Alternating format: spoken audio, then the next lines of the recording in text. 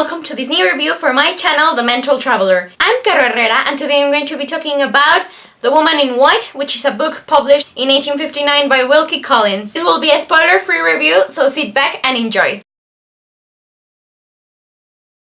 Despite the fact that I'm an Anglophile who loves English classics because I'm crazy for history, I really didn't know that much about Wilkie Collins or his works until recently. I've read and reread several times novels by his contemporaries, for example Charles Dickens, William Makepeace Thackeray, Thomas Hardy. Never anything about Wilkie Collins. I can only suppose that during my teenage years, if I ever encountered something by him, because it wasn't a strictly romance story, I may have passed it over. Thankfully, I've changed my mind since then. But yes, anyways, as I was saying, my first real introduction to Wilkie Collins happened not that long ago. I was watching a movie called The Invisible Woman, which deals with the life of Charles Dickens and his young mistress. And since Dickens and Wilkie Collins were friends in real life, Collins makes an appearance in the movie, and we even get to see a personal side of him because we get to see how he shocked society by living with a woman without marrying her. And I didn't really think that much about it at the time, but every time that I came upon Wilkie Collins' name, I remembered he was Dickens' friend and a writer too. But then this year, the BBC released a promo of all the new shows that are going to be airing in 2017, and one of them was The Woman in White, and it caught my attention because it was a period drama, and that's what I believe the BBC does best. So I did a little research. I saw that it was by Wilkie Collins. It was a sort of mystery detective story. Well, I was not really dying to see it as much as other stuff. It's stuck in my mind. And then over the summer, I went to the United States and I found at a Barnes & Noble's huge stack of classics that were $5 each. And I already had almost all of them, but I did not have The Woman in White.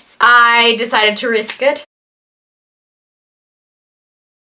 The Woman in White is a book with several narrators, and it begins with Walter Holtright. He's a drawing master, and as he's on his way to teach two young half-sisters, he is stopped in the middle of the night, in the middle of a lonely road, by a mysterious woman in white. And then the novel follows what happens not only to Walter and to the woman in white, but to the two half-sisters, as well as to their friends and enemies. The paths of many characters cross each other, and the woman in white is like the center that connects everyone together, and you just get this sort of puzzle that you're desperate to solve. Despite the fact that I love spoilers, I usually like to read a book after I've seen a movie or a series about it, but because I'd never heard about The Woman in White before, I decided not to read what happened in the end, so I was on the edge of my seat trying to discover what was gonna happen next and being surprised over and over again.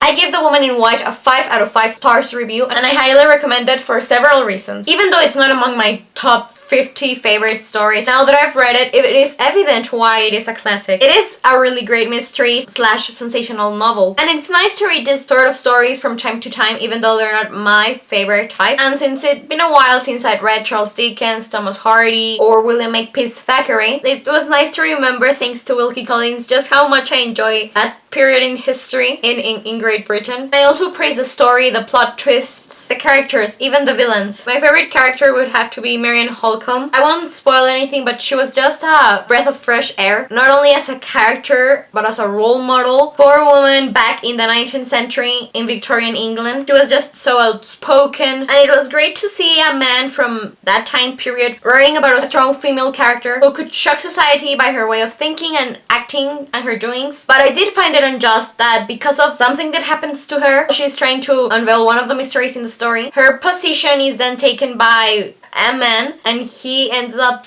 being like this sort of savior in a way of something, when it was really Marian who I wanted to see being praised. Finally, I've done some research now on Wilkie Collins, and I can see how he translated his way of thinking to his work. For example, he was a lawyer, and this book deals a lot about the law and the courts of England and the way people were judged back then. With Collins was also very outspoken about how unjustly many married women were treated back then. They didn't really stood that much of a chance when it came to the legal system of Great Britain, the Victorian era. And I'm glad that in a way he was a sort of sponsor for women's rights. And even though The Woman in White was told by several narrators, I found it to be a really smooth reading. There have been several adaptations adaptations of The Woman in White. I want to see the ones from 1940, 1982, 1997, and the most recent one by the BBC. And I may review them too one day. One from the 80s and the one from the 90s are here on YouTube. I'm glad that they are adapting The Woman in White again, because if it wasn't for that, maybe I probably not have read it. It's nice to see that rather than adapting over and over again the same stories, for example, Wuthering Heights and Jane Eyre, they have recently been giving us a lot of movies or TV shows based on stories that are not that popular. For example, Poldark, Agatha Christie Mysteries, My Cousin Rachel by Daphne du Maurier, The Woman in White, to name a few. But